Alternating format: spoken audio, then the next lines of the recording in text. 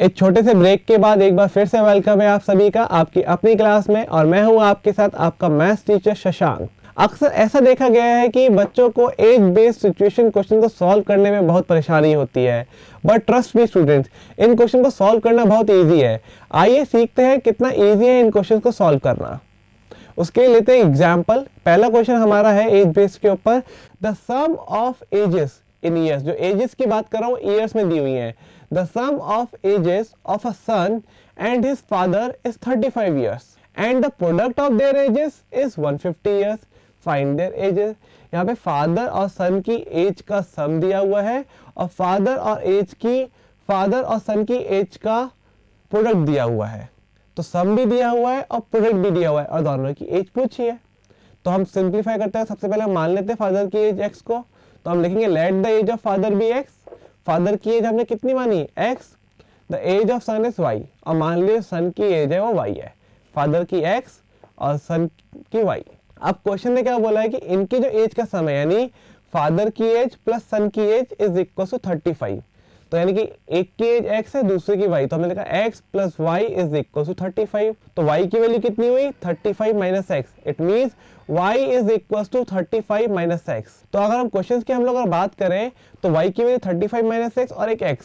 Second case में क्या बोला था, प्रोडक्ट ऑफ एजेस, मतलब दोनों की जो एज है उसका जो प्रोडक्ट है वो दिया हुआ है 150। तो यानी x multiply by y is equal to 150। On putting value of y from equation first, पहली इक्वेशन थी जहां हमने y की वैल्यू x की टर्म्स में निकाली थी जो कि 35 माइनस x थी, उसको यहाँ पुट करते हैं।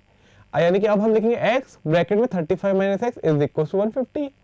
x का अंदर मल्टीप्लाई करते हैं तो हो जाएगा 35x minus x square is equal to 150।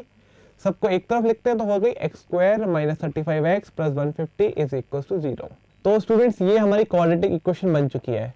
आपने देखा कितनी आसानी से हमने जो डेटा दिया था उसको हमने यूज किया और एक क्वाड्रेटिक इक्वेशन बनाई। हमारे सामने अब क्वाड्रेटिक इक्वेशन आ चुकी है, इसको हमें सिंप्लीफाई करना है। तो हमारी जो क्वाड्रेटिक इक्वेशन है वो है x square minus 35x plus 150 is equal to 0। तीन मेथड्स आप लोग के पास है, किसी मेथड को यूज कर सकते हैं। मैं यूज करता हूँ फैक्टराइजेशन। तो 150 के ऐसे फैक्टर कि ऐड करने में 35 आ जाए, वो होता है 30 और 5। तो मैं लिखूंगा एक्स स्क्वायर माइनस ब्रैकेट में 30 plus 5 bracket close x plus 150 is equal to 0। यानी कि x square minus 30x minus 5x plus 150 is equal to 0, bracket खोलो तो ये इक्वेशन आ गई। First two x square minus 30x से कॉमन आ रहा है x, यानी कि ब्रैकेट में बचा x माइनस 30। बाकी के जो नेक्स्ट टू टर्म्स है माइनस का 5x प्लस 150, उनमें से माइनस का 5 कॉमन आ गया तो ब्रैकेट में बचा x माइनस 30।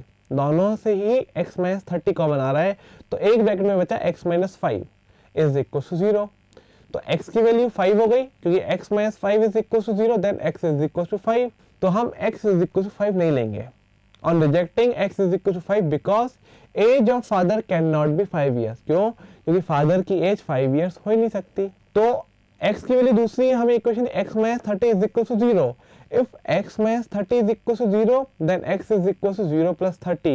It means x is equal to 30 years. Hence, the age of father is 30 years. यानी कि जो फादर की एज है वो 30 years है। अब सन की एज कितनी निकालनी है? सन की एज और फादर की एज का सम था 35।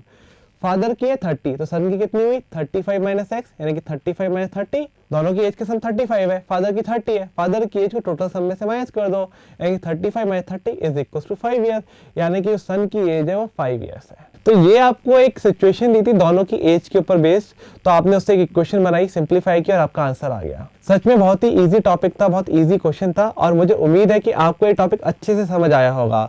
और अब टाइम है आज की क्लास को यहीं ओवर करने का, पर जाने से पहले आपको एक बार फिर से रिमाइंड करा देता हूँ आज का homework question. A train travels of a certain average speed for a distance of 54 kilometre and then travels a distance of 63 km at an average speed of 6 km per hour, more than the first speed. If it takes 3 hours to complete the total journey, what is its first speed? एक बार मैं question दोबारा बोल देता हूँ, question को ढंग से सुनिए। यहाँ पे स्पीड की बात हो रही है, kilometre per hour, average speed, distance दिया हुआ है, एक ट्रेन की बात हो रही है। क्या बोला गया है क्वेश्चन में? अ train travels a certain average speed for a distance of 54 kilometre and then travels a distance of 63 km at an average speed of 6 km per hour more than the first speed. If it takes 3 hours to complete the total journey, what is its first speed? तो students take your time, अच्छे से concentrate करके solve कीजिएगा। फिलहाल मुझे जाना होगा क्योंकि अब टाइम हो गया है आज की क्लास को ओवर करने का। नेक्स्ट एपिसोड में मैं आपके साथ आपका मैथ्स एक्सपर्ट शशांक फिर हाजिर होऊंगा न्यू टॉपिक्स के साथ। तब तक ऐसे ही देखते रहिए C education channel, learn here and lead anywhere. आप हमें फेसबुक पर भी लाइक कर सकते हैं। हमारी फेसबुक आईडी है www.facebook.com/ceducationchannel या फिर आप हमें व्हाट्सएप भी कर सकते हैं। हमारा व्हाट्सएप नंबर है 9837099999। For more details you can call us at 0562403665 and don't forget follow us on Twitter.